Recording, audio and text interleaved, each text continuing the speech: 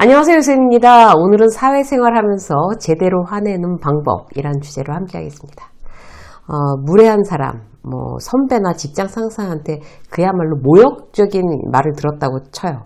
그럴 때 나만 참으면 그냥 조용한 걸 뭐하러 부딪혀 이러면서 불쾌한 감정을 말하지 않고 그냥 참고 넘어갈 때가 우리가 있죠. 혼자 삭히는 거예요. 그런데 말 안 한다고 그 사람과의 사이가 좋아질까요? 그렇지 않죠. 이번에는 또 후배, 선배보다는 이제 좀 만만하니까 실수할 때 막 뭐라고 이제 야단쳤어요. 잔소리했어요. 그리고 막 분이 그래도 안 풀려서 막 씩씩대면서 그 후배를 막 미워해요. 그럼 관계가 좋아질까요? 더 나빠지겠죠. 그래서 우리가 이제 화가 날 때 어떻게 해야 될까? 참지도 말고 그렇다고 함부로 화를 내서도 안 됩니다. 화가 난다면 이제 그 화를 내는 게 맞는데 단 현명하고 똑똑하게 내야 된다는 거죠. 관계가 깨지지 않도록. 아깝잖아요. 좋은 관계가 내가 화나서 깨지면 그것처럼 아까운 일이 또 어디 있겠어요. 그래서 화내는 방법을 우리가 다시 한번 이제 리마인드 해보는 그런 시간을 가져보도록 하겠습니다. 자, 첫 번째. 제대로 화를 내려면요. 첫 번째는 일단 가만히 있는 거예요. 화났을 때는 이게 가장 먼저입니다. 흥분하거나 부정적인 에너지가 온몸에 돌고 있는데 좋은 소리 나가겠어요? 말해놓고 후회할 일만 만들 확률이 99%겠죠. 열받고 화나서 마음이 이제 흙탕물처럼 막 뿌옇게 탁해질 때가 있어요, 우리가. 그럼 다시 맑고 고요하게 만들려면 어떻게 해야 될까요? 두 가지 방법이 있어요. 그 첫 번째 방법이 그냥 가만히 있는 거예요. 그러면 이제 막 뿌옇던 막 이렇게 뿌옇던 물이 이렇게 좀 불순물이 가라앉으니까 그 다음에 이제 맑아지겠죠. 불순물은 나중에 어떻게 다 이제 또 건져내고 치워야 되겠지만 우선은 그렇게 가만히 있어야 그나마 물이 깨끗해지잖아요. 그죠? 그 원리를 생각해 보세요. 그냥 가만히 있는 거예요. 우리 마음속도 마찬가지예요. 그래서 이제 마음이 좀 진정이 되면 두 번째 단계 표현하는 거죠. 일단 가만히 있다가 자 이제 다 가라앉았어요? 그럼 표현하는 거예요. 불순물은 아까 그냥 둔다고 저절로 없어지지 않는다고 말씀드렸는데요. 마음 밑바닥에 있잖아요. 이렇게. 그걸 없는 척 한다고 뭐 없어지겠어요? 아니죠. 회사에서 직장 상사가 나한테만 좀 부당하게 하는 것 같아요. 그런 기분이 들 수 있잖아요. 우리가. 저도 이제 그런 적이 있었어요. 직장 상사가 이제 저만 미워할 때 있었어요. 꼬투리 잡고 일부러 왕따 시키고. 제가 좀 말을 안 듣는 후배였어요. 언제나. 그러니까 남자 후배들 그러니까 선배들은 뭐라고 했냐면 막 쟤는 군대를 안 갔다 와서 저래 뭐 이런 얘기를 막 스스럼 없이 했어요.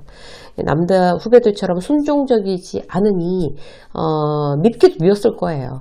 네라고 하는 일이 별로 없었어요. 이유를 달고 제 뜻을 관철시켜야 직성이 풀리는 후배를 누가 좋아하겠어요. 근데 유난히 그렇게 미워하던 그런 이제 시절이 있었어요.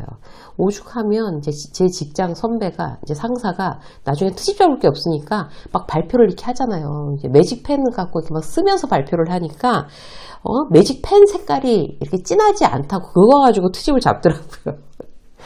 나중에까지 근데 그 선배랑 제일 친하게 지금까지도 지내는 직장 상사이긴 해요. 그런데 그때 지금 굉장히 이제 선배님이 굉장히 부당하십니다. 이렇게 말을 못했어요.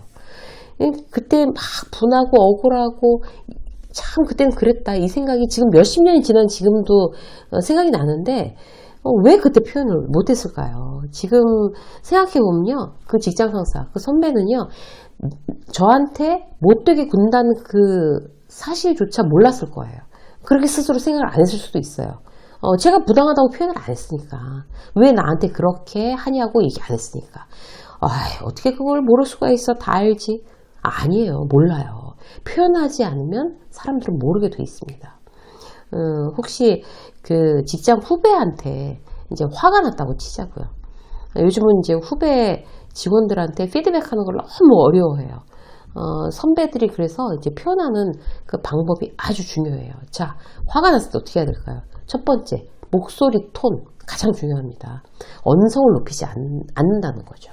평상시에 목소리 톤을 유지하는 게 기술이에요. 너무 높거나 그렇다고 지나치게 확 낮아져 버리면 부정적인 감정을 이제 드러내는 거잖아요. 그거 싸우자는 거죠. 싸우지 않고 내가 지금 화가 난 걸 표현하는 게 중요해요. 언성이 높아지는 순간 아무리 후배지만 대단히 방어적이 되거나 공격적이 될 수 있어요. 좋은 결과를 가져올 수 없죠. 그냥 평소의 목소리 톤을 유지하는 거 첫 번째로 기억하셔야 되고요.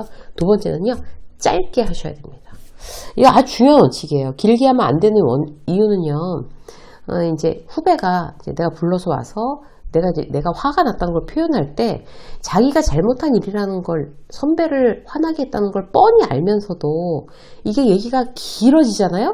그러면 점점 잘못했다는 반성의 마음이 사라지고 반발심만 생겨요. 더 문제는 이제 핵심이 흐려지는 거죠. 사람은 누구나 감정적이잖아요. 얘기를 하다 보면 막 열받아요. 더 열받아. 그러면 어떻게 해요? 옛날 일 끄집어내고 이제 막 길어지는 거죠. 내가 이 얘기까지 안 하려고 했는데 막 다른 얘기 했다가 막 또 작년에 말이야 막 이러면서 작년 얘기 했다가 이런 상황을 방지하고 짧게 말하려면 이제 피드백 하는 사람, 이제 화가 난 사람이 표현하는 사람이 메모를 미리 해놔야 돼요. 핵심만 적는 거죠. 첫 번째 이거, 두 번째 이거, 세 번째 이것만 말해야지. 딱! 기준은 지금 잘못한 것에 대해서만 객관적으로 얘기하고 이제 해결책까지 논의하고 그러니까 앞으로는 이렇게 해, 이렇게. 옛날 얘기 나오면 논점 흐려지는 거예요. 그럼 당연히 서로 이제 감정 상하고 오해가 생기고 앙금은 없어지지 않습니다. 자, 이제 두 번째가 짧게 하는 거였고 세 번째, 정확하게 하셔야 돼요. 짧게 해야 된다는 원칙이 나 자신한테 있으면 좋은 점이 뭘까요? 핵심만 말하게 돼 있어요. 그럼 핵심만. 그 사람이 이렇게 말하면 너무 맘 상하지 않을까? 나는 화가 났는데도 이제 내 변명부터 하는 경우들이 있어요. 길게 끄는 거예요. 좋지 않아요. 오해가 더 쌓여요. 예를 들어 볼게요. 후배한테 열받았어요. 이유는 뭔가 하면 요새 야근이 있고 일이 많아서 가뜩이나 힘든데 막 팀이 전부 다 이제 난 팀장인데 막 야근하느라고 난리 났어요. 계속. 근데 그 후배가 김대리라고 치자고요. 딴 데 가서 딴 팀 가서 직장 상사인 팀장인 내 뒷담화를 했다는 거예요. 리더가 무능해서 팀원들이 저렇게까지 비효율적으로 야근 안 해도 되는데 고생시키고 팀장이 없어야 정상적으로 팀이 돌아간다더니 그랬다는 거예요. 이런 얘기를 남을 통해 들었으니 얼마나 열받았겠어요. 창피하고. 그런데 그 직장 상사인 이제 김 팀장은 이제 김대리를 불러놓고 자기 변명부터 하는 거죠. 내가 얼마나 열심히 일하고 내가 얼마나 팀원들을 걱정하고 이래가면서. 이게 필요한 얘기예요. 실제 상담을 이제 직장 리더들 상담하다 보면 이런 오류를 범하는 리더들이 한둘이 아닙니다. 나한테 서운한 게 많은 건 알겠는데 이러면서 막 빙빙 돌리고 이제 막 핵심을 얘기하지 않는 거예요. 핵심이 뭐예요? 김대리, 다른 데 가서 내 뒷담화해서 뒷담화하는 건 네가 잘못된 행동이다. 이게 핵심이에요. 그걸 정확하게 지적하는 거. 정작 이 얘기를 아주 스트레이트로 못하는 리더들이 많단 말이에요. 화를 표현하는 것의 핵심은요. 딱 정점은 정확하게 말해야 되는 거예요. 정확하게. 내가 화가 난 이유. 그래서 지금 내 상태. 너한테 어떤 영향을 받은 거. 지금 상태. 그리고 앞으로 네가 어떻게 해야 된다. 이 요청. 이게 핵심이잖아요. 그죠? 내가 나를 정확하게 표현하지 않으면 아무도 내 감정 모릅니다. 그리고 이제 오해나 갈등은 없어지지 않는다는 거 이제 명심하시자고요. 자, 세 번째. 채우기예요. 이제 가만히 있어서 가라앉혔고 그 다음에 이제 정확하게 잘 세 가지 요건으로 잘 표현했어요. 그 다음에 뭔가 하면 이제 채워 넣어야 돼요. 아까 이제 흙탕물을 다시 맑게 하는 방법에 대해서 이제 두 가지 있다고 말씀드렸잖아요. 가라앉기를 기다리는 방법. 그리고 표현해서 그 가라앉은 흙이나 표현한다는 건 그 가라앉은 흙이나 불순물을 다 걷어내는 거예요. 그죠? 여기서 우리가 이제 알고 있는 거. 표현한다고 해서 그 불순물을 이제 다 걷어낸다고 해서 아주 내 마음 상태가 맑아질까요? 그렇지 않아요. 표현하고 나서도 계속 찜찜하고 기분 나쁠 수 있죠. 우울할 수도 있고. 부정적인 느낌을 상대한테 말했는데 말하자마자 개운해 막 이렇게 되겠어요? 그러고 나서 어떻게 해야 되겠어요? 아주 긍정적인 느낌을 쏟아붓는 게 중요해요, 나한테. 그래야 최종적으로 마음속이 맑은 상태가 돼요.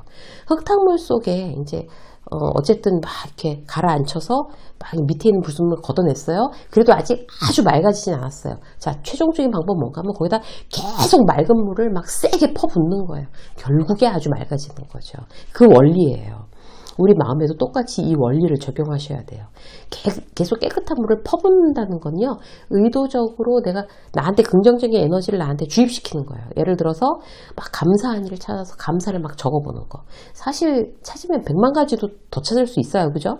아침에 일어나서 밤새 평안하게 잘 자고 건강하게 일어난 거. 막 이렇게 기지개를 이렇게 딱 펴봤는데, 오, 아픈 데가 아무 데도 없어. 출근할 수 있어. 막 이런 거.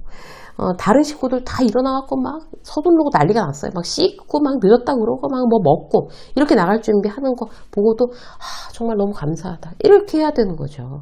주차장에 가면서 이렇게 막 키로 차 문 열면서 출근할 차가 있어서 너무 좋다. 여러분들 이런 생각 한 번이라도 해보셨어요? 아침마다 하셔야 돼요. 스타벅스에서 커피 한 잔 픽업했다고 치자고요. 그러면 이렇게 맛있는 커피를 살 돈이 있어서 너무 좋다. 이런 거 너무 감사하다.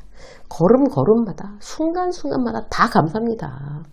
그리고 만나는 사람마다 내가 신나게 먼저 인사하고 작은 일에도 고맙다고 얘기해주고, 그리고 좋은 책 보고 좋은 사람 만나서 응원이 되는 이야기를 막 주고받고 막 작은 성취에 기뻐하고, 이런 게 다 긍정적인 에너지를 막 퍼붓는 거예요. 그야말로 아직까진 좀 앙금이 남아있는 데다가 맑은 물을 막 퍼부어가지고 깨끗하게 만드는 거죠.